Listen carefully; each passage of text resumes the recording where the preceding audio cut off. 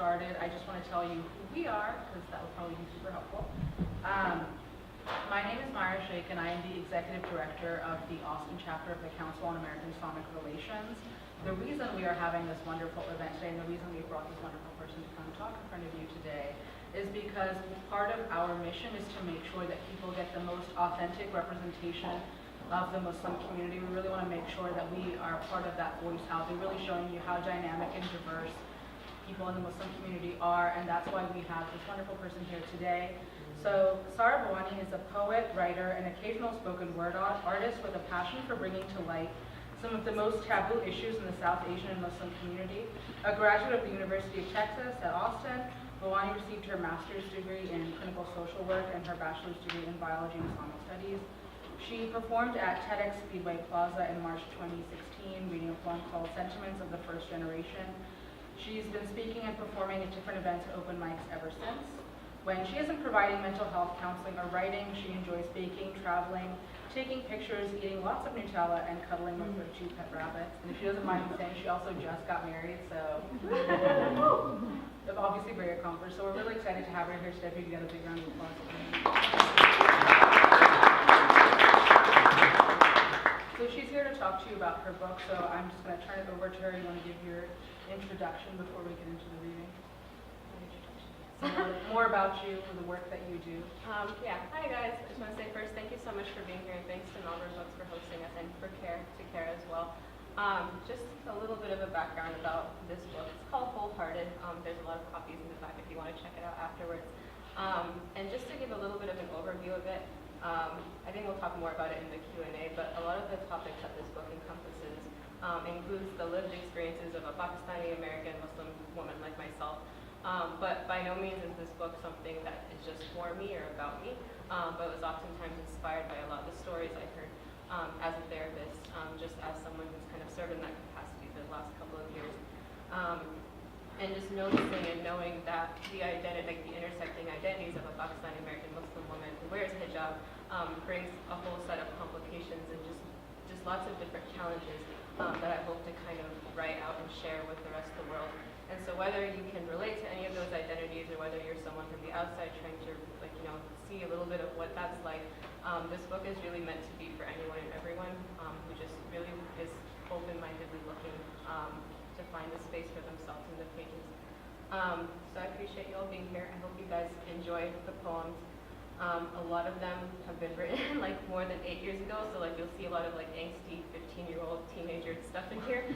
But I liked it, and I wanted to keep it because I think that really speaks to like the adolescence and that like really like fiery time in your life where like you're really just trying to discover yourself and you don't know who you are, where you are, what you're going to be. So there's a few poems that I had bookmarked. Obviously, I don't think I can read all of them. There's so many.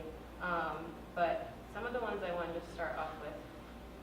The first one, and I'm going to give a little bit of a background to each, although I think a lot of them speak for themselves. This one was written, and I write at the bottom, it was written on New Year's Day in January 2017, right after the elections, basically. And so with those and like the future and like that fear in mind that I think many of us had, this is where that one came from.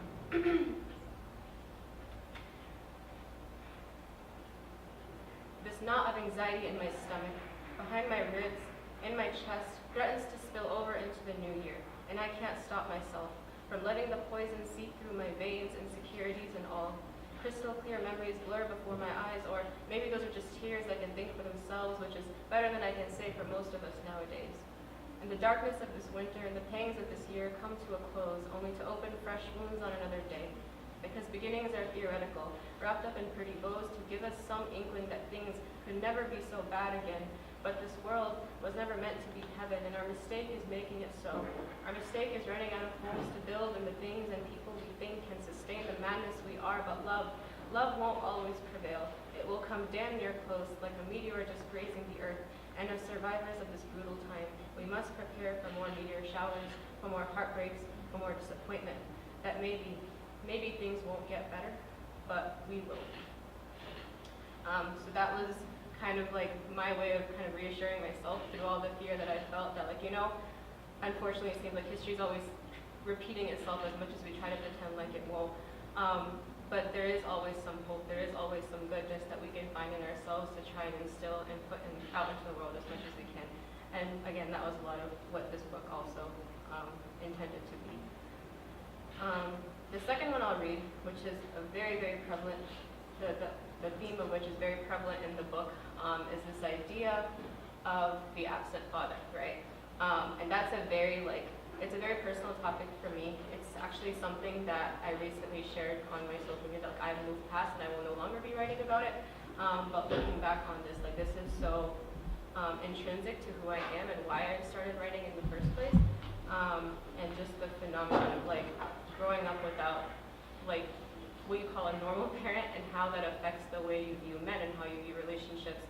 And that's really difficult also to talk about as a Muslim because people don't really often want to hear that and don't want to admit that this is something that exists within our community. And it's by no means just a Muslim problem, it's a universal problem. But I think the sweeping under the rug of this kind of stuff, especially within the Pakistani Muslim community, makes this so important and why I literally have like spread so many poems about this throughout. But this is one of my favorite ones, and it's at the beginning of the book. And it's called Dear Absent Father. Dear fathers, please understand the importance of holding your daughters, of stroking their hair, calling them beautiful, telling them they will grow up to be incredible women. Hold them, even for 5 minutes.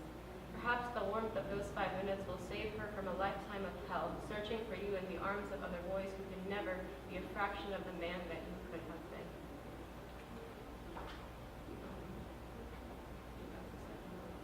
The third one that I want to read, and you can tell me when I'm over time, like I really have like 10 or 11. Or if anyone has like any requests or something, if you have read it or any topics you like would really want me to touch on. I kind of left the mental health stuff out there because it might be triggering or it just might be too much. But I'm trying to touch on like a lot of the different topics of the book. This one is another one I consider a little bit controversial because it kind of speaks to the way that religious communities oftentimes scapegoat people. And I say that very loosely in that I don't believe, like obviously like I'm Muslim, I'm practicing Muslim, but I think sometimes large groups of people sometimes tend to really exclusify themselves, I don't even know if that's a word, and often leave people out that don't fit that mold, that don't fit that very high expectation that we tend to have of these particular people in the religious community. And I know I myself have felt that kind of exclusion in many ways. I know many of my friends have. And it starts to lead people away from the beauty that is religion, that is spirituality. And that I find to be very upsetting and very destructive because you're literally changing someone's identity and the things they love just due to your human flaws and your human behavior of how you interpret religion. So this one's called For a Religious Community Scapegoats, Outsiders, and Rejects. When adobe walls and lined green carpets begin to feel like dipping your toes into cold water, hold your breath as you go deeper, murmur all your preparatory prayers, your eyes will dart side to side, let them. This building felt like home once, or its alter ego in another city did. I can't remember. Aren't they all houses of God? Now it is a battlefield of its own. You slide into water that boasts purity but reeks of salt and judgment. Waist deep now, you try to find solace in the group prayers, but you can't stop formulating poems in your head about fear, hands clenched, body tense, as unfamiliar faces contribute to the claustrophobia settling in. How can safety be conditional? Aren't you supposed to feel safe and at home with the people you call brothers and sisters? But your brothers and sisters can't stop telling you that your views are too radical, your art is too political, your poetry is too whimsical, your makeup is too noticeable, but God made you beautiful and you only remember that as soon as you step out of these walls, and sometimes you have trouble remembering it all, but for now, take a deep breath. Step over the threshold, your head goes under, the cold water numbs you from words that are thrown at you like knives as you still search for acceptance in these depths. But drowning repeatedly in cold shame that is handed to you on a silver platter should teach you never to make a home out of ice water. Should it? I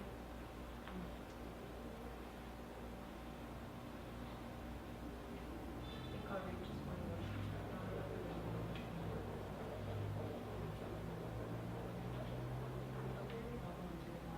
Good? Okay.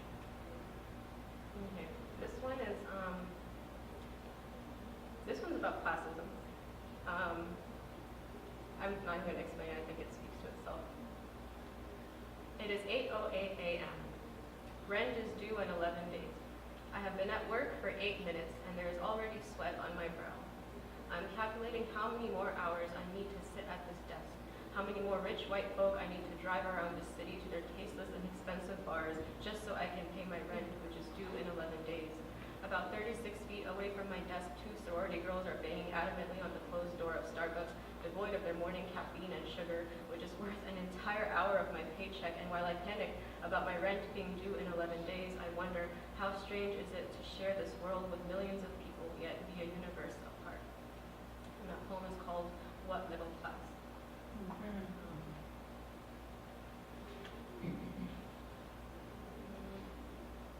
And the reference about driving people around, I was like a CAIR-Austin Uber Lyft driver for about 2 years, I think, while I was here at UT.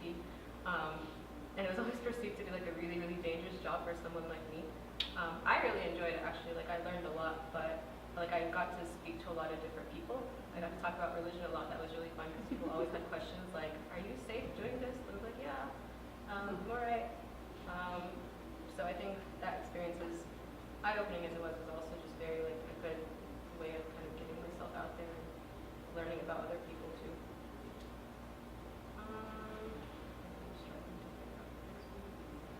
Okay, this one I think is really, really relevant. This was inspired by a dead bird that I found, I think, on University Avenue, somewhere on the UT campus. And I'm not going to explain it as well. I think it speaks for itself as well. There has been a dead bird lying flattened in defeat on the corner of University Avenue and 21st Street. 18 days have gone by, and I wonder how many people pass it by, wondering how it died, thinking someone should really clean that up, but it won't be done tonight, whereas I wonder why I haven't been the one to do so. As a species of higher thought, how can we stoop so low that we seem to lose our respect for human life, quick to take a knife to others' throats and quicker to run away when we find the high road and our loved ones don't? Our brothers and sisters in this world are dying horrible deaths, but all we can think about is how the oppressor is being oppressed. Spare me your explanations as I save myself from this generation, where kindness needs determination, so unheard of in this great nation. Lost in ourselves, lost in these vanities, we shut our ears out to any form of tragedy. This world is losing color, but we have always been blind, and the ones we trust penetrate our morals to change our mind. And if for 1 second we decide to look up and care, the people around us drag us back to ignorance and despair. Everyone keeps saying we are in the greatest age this world has ever seen, but the homeless people on the corner of Guadalupe Street would say otherwise because they're the only ones who don't live in disguise. The rest of us plug our ears with headphones, busy our eyes with cell phones, shut reality out with silicone, and then we wonder why we feel so alone. In a way, we are all that dead bird on the street corner, lost and lonely with priorities out of order. And I wonder if, maybe if it had gotten another shot at life, would it still end up falling prey to this world, ignored by passerby? Maybe, I wonder, would it have survived?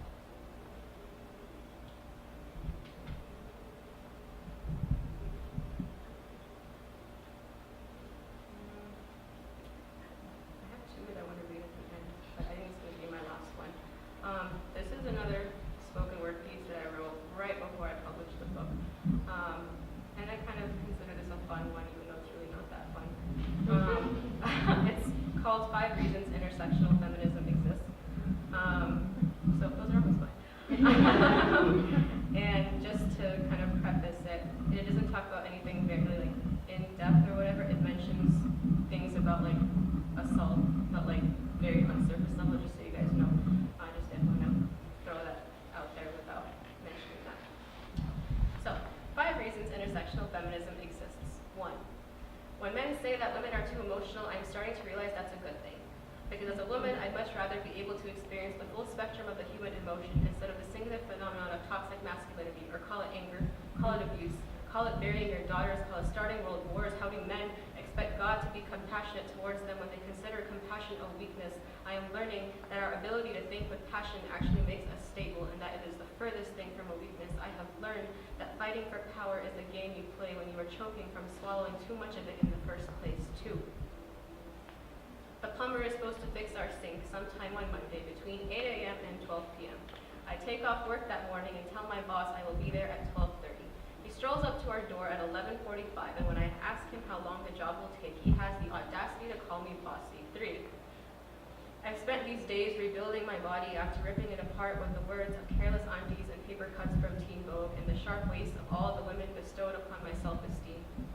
I'm teaching myself to be beautiful again, to love all the hairs that harvested themselves in my skin, to refrain from dissecting my eyebrows like white men have done to my culture, to take pride in the bridge of my nose and my thick eyelashes and bask in all my melanin's glory. For the liver is the only organ in the human body that can regenerate itself. Take note, the heart cannot. So when we tell our women to move on after a rape, after an assault, after the man who cheated on her, after the mad man, the psychopath man, the men will be men kind of man, we assume that moving on without fractures and battle scars from wars that men waged on us is even a possibility. I think God knew what he was doing when he created women from a man's rib and then made the rest of mankind emerge from between her thighs to prove that we may look fragile, but we are able to survive the process of birthing sons that will grow up to think it is their God-given right to make women scream in pain. And I thank God that even though our hearts can't regenerate themselves, the spark that these injustices create within us is enough to set them on fire. 5. They call us pearls, flowers, say we are fragile and sweet, associate these words with femininity as if there is only one way to be woman, call us delicate and say that we must be preserved, but then pick out our petals one by one, savoring the pain, cracking the pearls in half, reminding us that even our femininity belongs to them alone. Then they wonder why we protest, why we breathe fire, why we have learned to take control of a pain that was never meant to be ours in the first place. They call us flowers, but everything they say makes us soft, makes us a woman, has been stolen from us. And what you see now is what is left. That's all I have.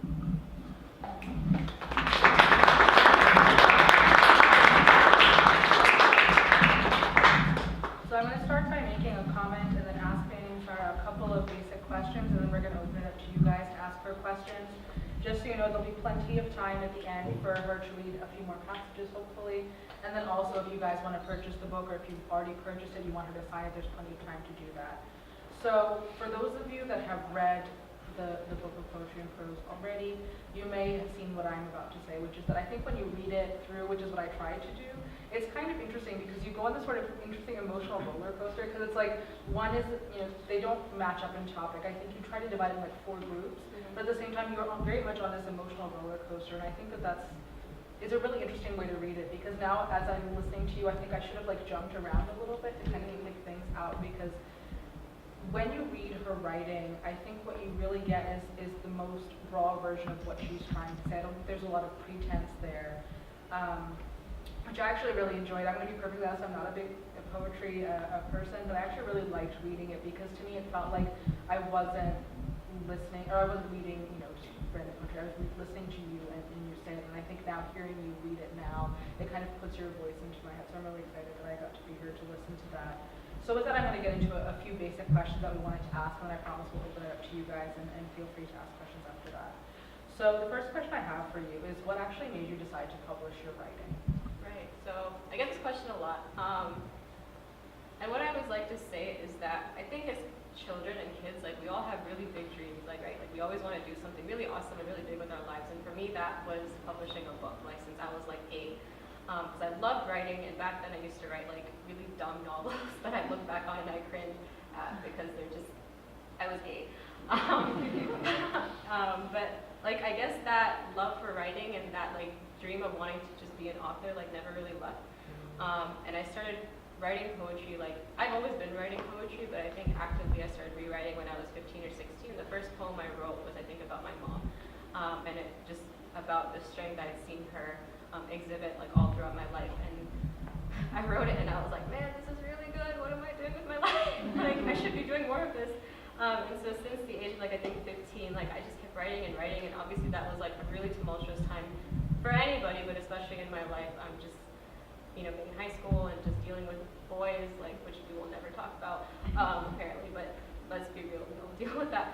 And just like trying to figure out like where I stood with like my religious identity, with my spiritual identity as a woman, and just like what I want to do with my life, and just trying to find myself. And so that was it was a really good coping mechanism essentially. With a lot of what I was dealing with, I was able to turn that into like words that made sense and also like looked really nice. And not only that, but I think once I started sharing like pictures of them crying after reading a poem, which was like really weird and morbid, but also kind of cool, like, oh, I made some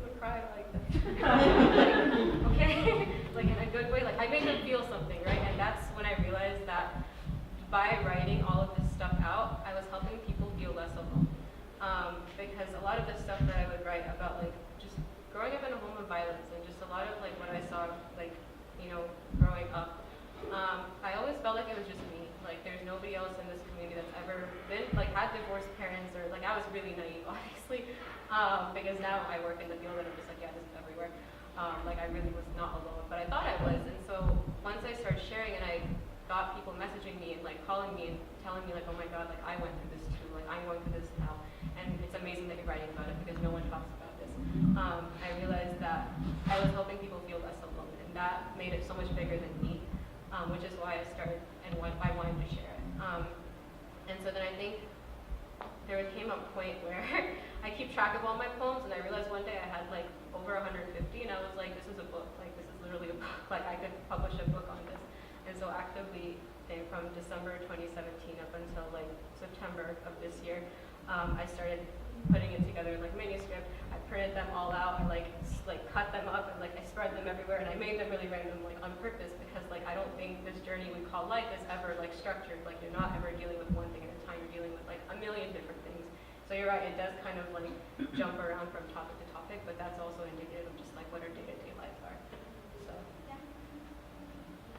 So my next question, and this is kind of a typical one as well, so going through it. What advice do you have for people that may be in our audience right now that are budding authors and want to kind of follow a similar process to what you've done?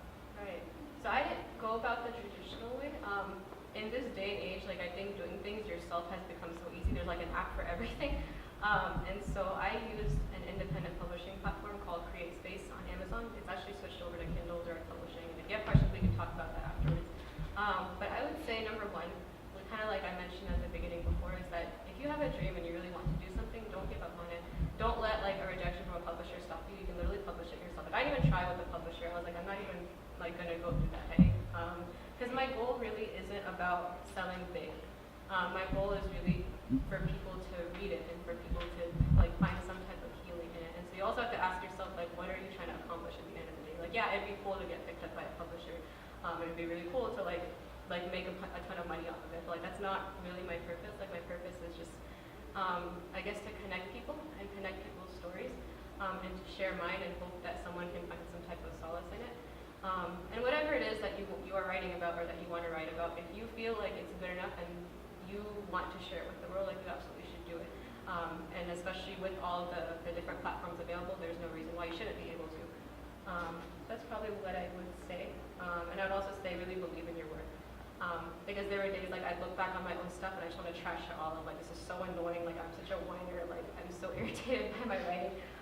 But like you also have to remember, like you're not looking at it with fresh eyes. You read it like a million times, and other people will find so much depth and power in it that you're not going to see. So really believe in your work and really give yourself more credit than you probably are. Who's your target audience? That's a good question. I would say adolescents and young adults. It's not really geared towards like a specific ethnic group or religious group. Like it's written from the perspective of one, but it's really meant for anybody and everybody. Because like I said, there's so many different intersecting identities that I had that I was able to, I hope, put into the book that really anyone who reads it, I hope, can find something that they relate to. So. What passages have received the most surprising reactions from people, or what do you think would have the most reaction? I think the ones that people were really moved by and surprised by were the ones I wrote about fathers and like the absent father syndrome is like what I like to call it. There's 3 poems in here that kind of talk through like I'm trying to figure out the right word, like the healing process basically of meeting like my father, like post divorce, post everything that had happened.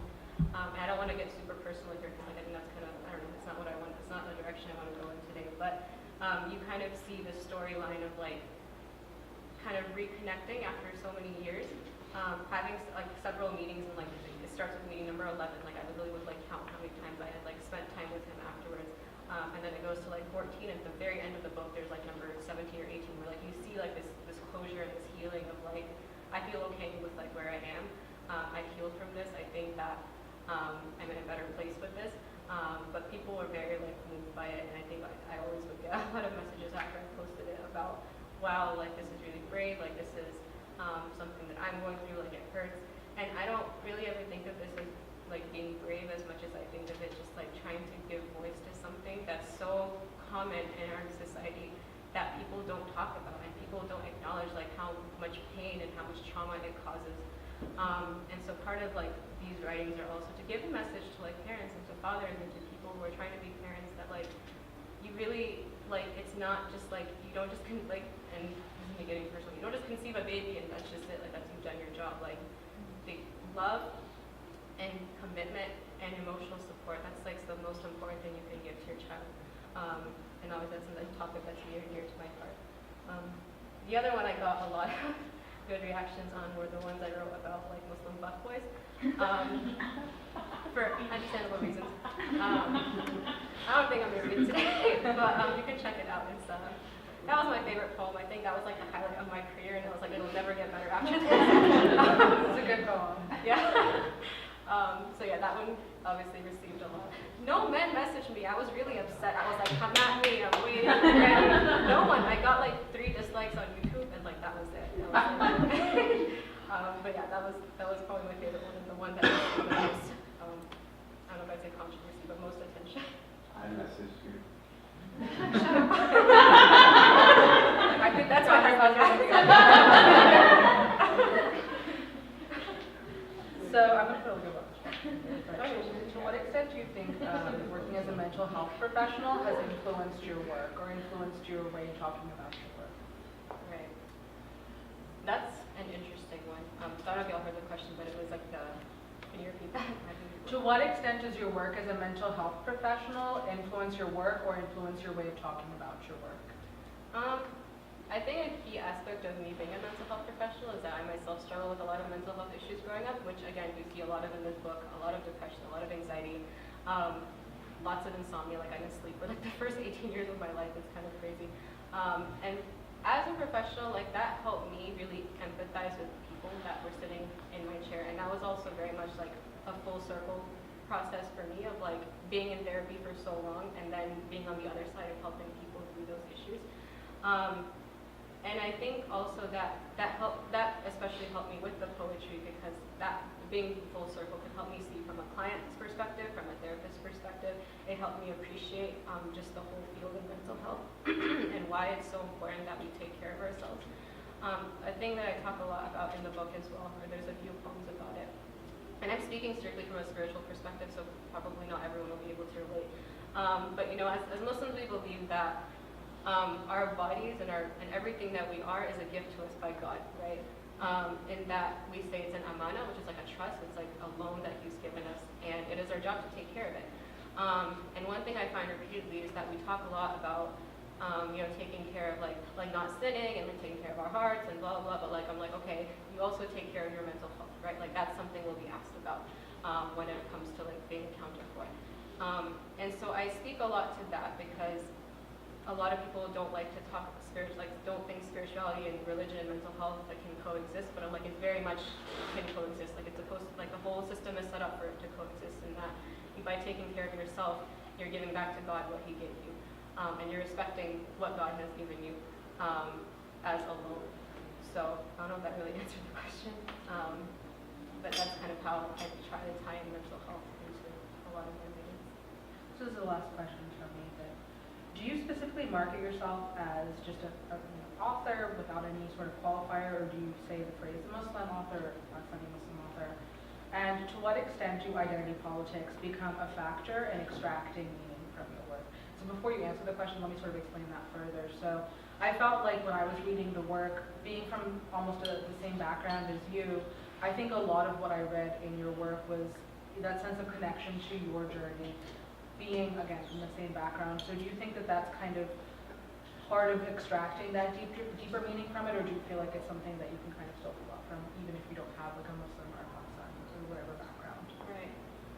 That's a really good question. I'm only like 2 months into like marketing this, so I haven't quite figured out like how I want to market myself. But one thing I am very firm about, and I think this is what I will do like going forward, or how I'd like to do it going forward, is that your identity and who you are is very much a part of you, and it's not something that I feel like just sectioning off because I'm like, you either like have me as I am or you don't.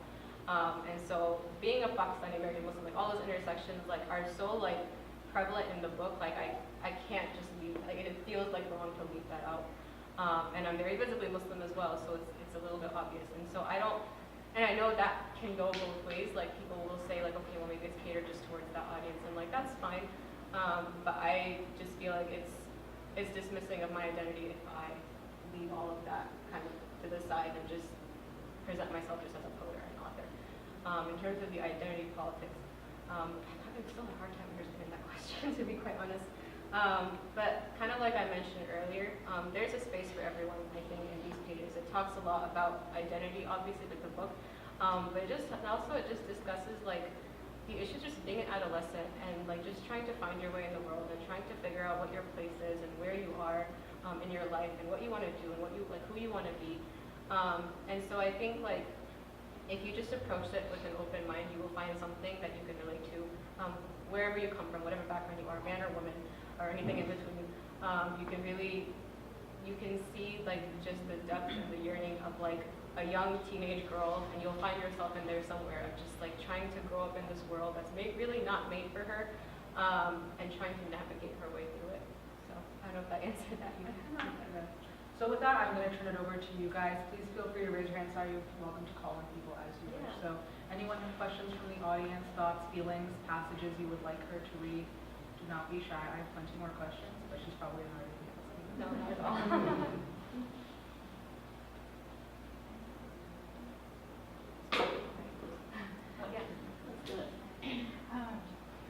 So I thought the name of the book was like an interesting play on words.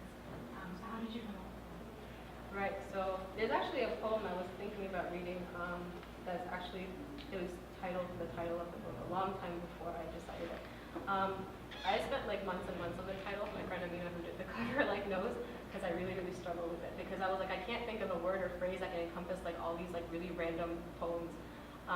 But I think the main theme that you find throughout the book is about healing, right? It's really about finding yourself and healing, and discovering what your weaknesses are and discovering how that affects the way you interact with other people and how you treat other people.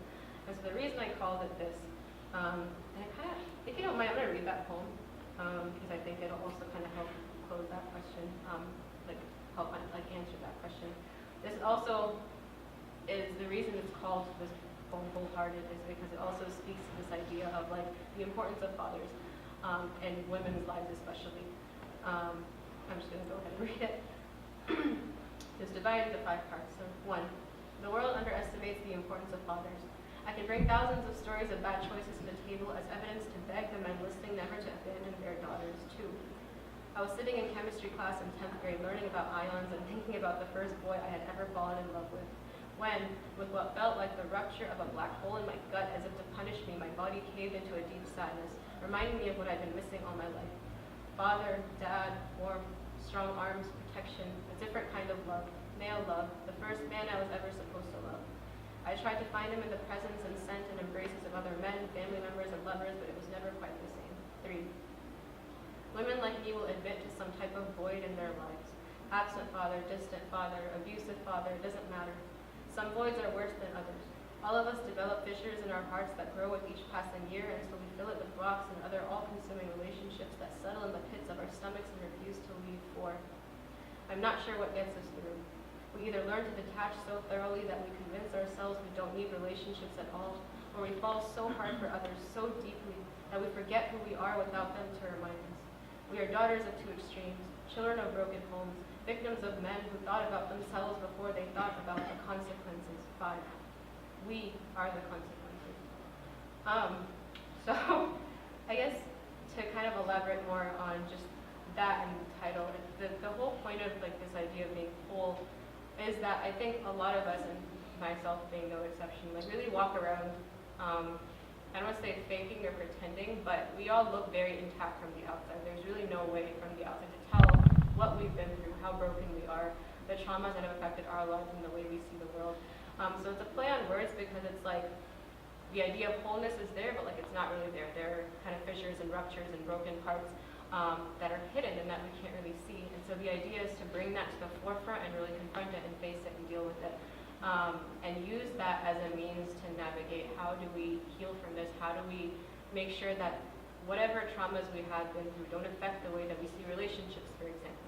Like when I talk about these poems, like I myself really struggle with the idea of getting married. Like someone at my wedding like joked that like, oh yeah, Sara used to walk around high school and say like, I'm never getting married. Like I hate men. And then I got married. But it's because like truly, and I don't want to speak too much about my personal life, but that was like something I was able to deconstruct for myself. But it was because I took the time to do it. I spent 10 years like in and out of therapy, not because I was crazy or not because like I was having a ton of issues, but because like you really need not just someone to bounce ideas off of, but to really just deconstruct like these notions that you built up based on the traumas you have. And so that's where like the play on words kind of comes from, of like being whole, with a hole, like a hole in your heart. So yeah, I hope that answers your question a little bit. Other questions? Mine was more just a comment because it was kind of random how your book came across. It was like a social media page and someone that I respect and like had liked the book, and I'm like, oh, that's interesting, it's a cool cover. So I'm not an adolescent, you know, I'm in my late 30s, I'm not Muslim, but it was one of those books that I just picked up. I'm not a huge fan of poetry, but it kind of came across my lap. It was on Amazon, which made it super convenient, like it was too like prime, so I'm buying it.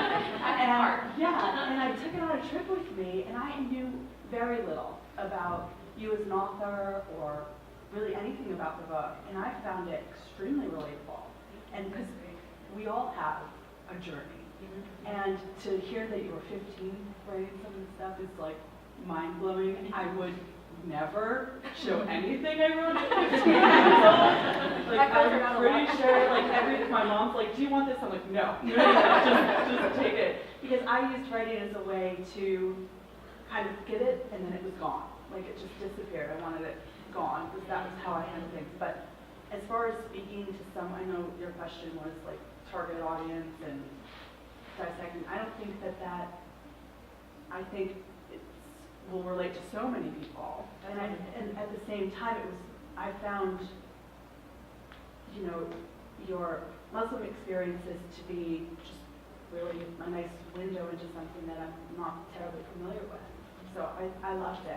That's awesome. Really Thanks great. for sharing that. I've Yeah, always like kind of wanted to know like what someone outside of those identities like really thought of it. Yeah. It's always good to know that like it was still really relatable. Yeah, that's awesome. Thank you. Thank Leave you. me a review if you can. Hi, Hi, Sara. So I know when you started sharing your work publicly and people felt comfortable, you know, sharing their experiences with you, that was really eye-opening for you as well as for, you know, a community where, you know, we all kind of solidify that we have the same issues and we're more or less the same people living different experiences. But after you published the book, did you get a lot of success stories or stories about healing? Did you receive anything like that? And is that kind of like, do you keep a mental scorecard of that? Maybe not like a tally exactly, but that's a really good question. Honestly, yeah. Throughout my writing, like I've been sharing my writing publicly since I was about 15 or 16, and then very actively through Instagram. I think the last almost 3 years now. And kind of like I mentioned before, like the poems I would post like about like absent fathers or like domestic violence, like those are really really heavy stuff. Like my inbox would be full of people who would be like, wow, this was really moving. Thank you for sharing this. Thank you for posting about this. And I don't say it to brag, but people say like, you know, you're giving a voice to people who are just not able to speak for themselves. And that for me was really really powerful, and that helped me also again realize like my work is bigger than myself. It's not about me at all. Like yeah, I wrote this as like angsty, half like an angsty teenager, half like a college kid who had no idea what she was doing. But really truly like it's not about me. It's really about the lived experiences of everybody. And as I said, it helped me feel less alone whenever I would read some of like people's messages about what they had been through. And even recently, like I share this because like this made me really happy. But one of my male friends, like read, I think he got it for his girlfriend, and then he decided to actually keep it and read it for himself. I had to support you, but like that's it. And he read the whole thing in like a day, and like we had this like long conversation. He said, "This is really good. Like I don't like have to read this a second time." Like. I have to like deconstruct my masculinity. Like this is great. And I was like, that made me really happy. And so everyone has a bit of a different reaction after reading it. Like I said, it speaks to different people in different ways, which I think is a cool thing about writing about so many different topics. But yeah, it's been really like honestly wonderful to see people's reactions, to hear people's stories. And that's why like I'm always asking, like, and I say this in jest, but like everybody who purchased the book, they posted like the first like 3 poems, and that's it. And I'm like, okay, so what happened? Did you finish it? Like, what happened after that? Like, did you like it? And so I'm always curious to know. So like, I like hearing that, and so I want to hear more of that. But yeah, it's been really wonderful to hear everyone's experiences. But and guys, by the way, Amina designed my cover art. She's an artist. Amina, the artist on Instagram. Please follow her. Other questions, comments? Yes. Were you a bookworm? A bookworm? Yes. Yes, very much. Yeah, I think I left this out of like my advice to like writers and stuff. But like your writing will get better if you read more. And the more you read, the more you will understand. The more you understand, the more you will write. So definitely I was a bookworm. I think college changed that a little bit because then you have to read for class and that's really boring. So I'm currently trying to get back into reading, but definitely have always loved books. I've always loved reading. Definitely always loved poetry.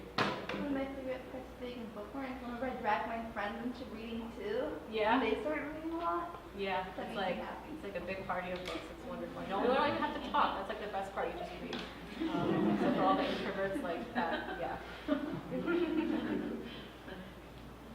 you have, I'm going to ask a bonus question here after that. Do you have any recommended authors or favorite authors that you would advise that really helped you on your journey or that would be beneficial to read? Right, poetry specifically or anybody? Well, my favorite books are Harry Potter, right?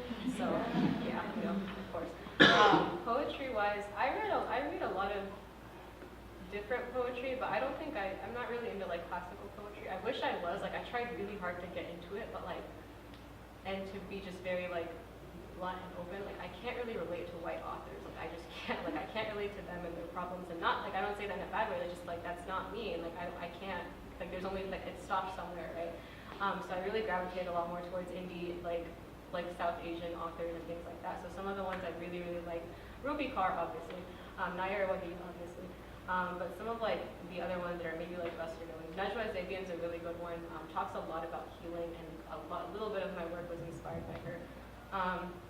Farhan Yusuf is actually one of my friends, and he published a set of like short poems. I really enjoy his work. Hoda Bint Adnan actually edited my book.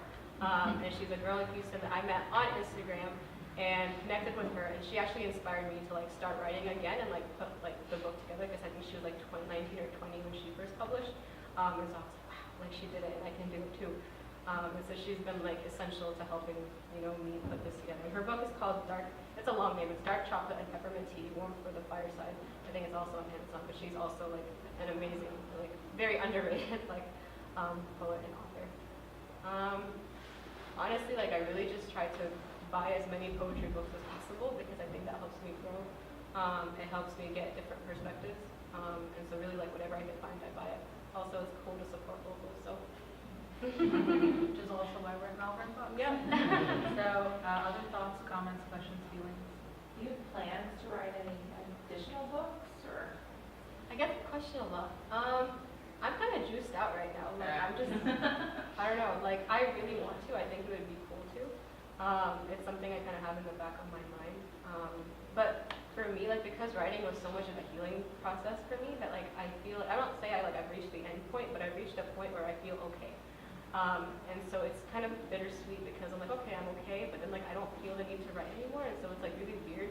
And part of it is just like I don't really know who there's I think a poem there about that too. I think the line is like I don't remember, but it's like I don't really know who I am without my pain, which is weird. That's a whole identity crisis that I think maybe I will write about in the future. But for now, maybe not. I think I've accomplished my life's work. So Fans want more. We'll see. So I'll ask you kind of the final question before we get to the closing of this.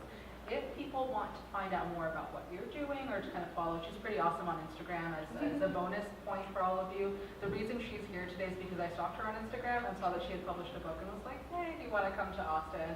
And she was kind enough to accept our invitation. So if people want to follow you, do you want to just give your Instagram? And the summons. He's always making fun of my Instagram. My personal account, where I also write a lot, just writing for the sake of writing. It's kind of a complicated name. It's the Monster, and it's like a play on my last name because that's what people used to call me when I was like 15, and it's very outdated, but that's what that one is. And then my poetry page is Sara Bawany, like literally just my name. If you type it in, you'll find it. So I do write a lot on there. It's also just a creative outlet for me. And so like again, kind of to answer your question, it's like I don't really write as much poetry anymore. I just like write like long essays about like politics and stuff, and things that bother me. I think it's just become an easy outlet to do that. So. May I also add, her photography is incredible. Her aesthetic is Also, why her incredible. Instagram is on Yes. so please follow her. Did you purposefully dress like the book? No. That's funny. No, I was thinking, Osama picked my sweater. So, but that's cool. Thanks for pointing that out. No, it wasn't a purpose. So thank you everyone for coming and for participating in this event. We really appreciate, I can't speak anymore. We really appreciate you guys coming out. If you're interested in participating in more events like this, there is a sign-up sheet for our newsletter on there. I promise we won't spam you. It's like once every month or once every 2 weeks or so, depending on what we have going on. But like I said, what we really try to do is make sure we find diverse events to represent the most authentic version of the Muslim community and really show the strength of who we are as a population. That's again one of the reasons we had Sara come all the way from Dallas to here, because we really wanted to make sure that, you know, the images that you see in the media are really not, again, the authentic image of who Muslims are. We are a very interesting bunch of people that are doing some really cool things, and so we hope that you guys continue to participate with us. Follow us on social media. It's /CAIR-Austin on pretty much everything. And please feel free to stick around. There's plenty of snacks hopefully still in the back. If you haven't purchased a book yet, her book is available for purchase here. If you have purchased the book and you'd like her to sign it, I'm not giving her a choice, she has to. So. And so please, thank you so much for coming. Really appreciate it. We have one final round of applause for Sara.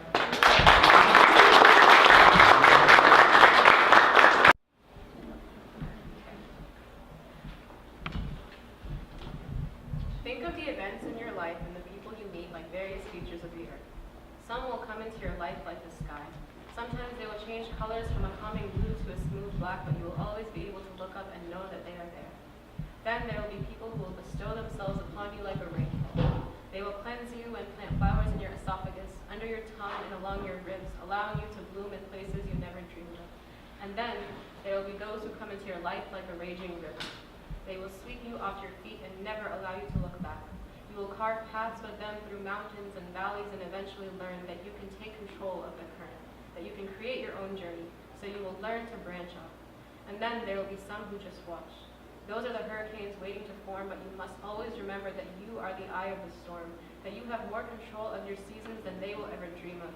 You will learn to strive for more sky in your life, but you must remember that the weather is always unpredictable, that wind currents may blow themselves your way, and all you can do is keep pushing them through you until they reach the other side. And after years of hurricanes and sunsets and disappointments, you will teach yourself how to manipulate the currents just enough to where the destruction and rainfall they unleash upon you will create the majestic landscape that you are today. And you will thank the raging river. You will thank the sky. You will even thank the hurricanes, because the landscape that will be you is jagged and unique and imperfectly beautiful, as it is meant to be, as you are always meant to be. And this poem is called Storms and Sunshine Are Equally Good for Your Growth. Thank you guys so much for being here.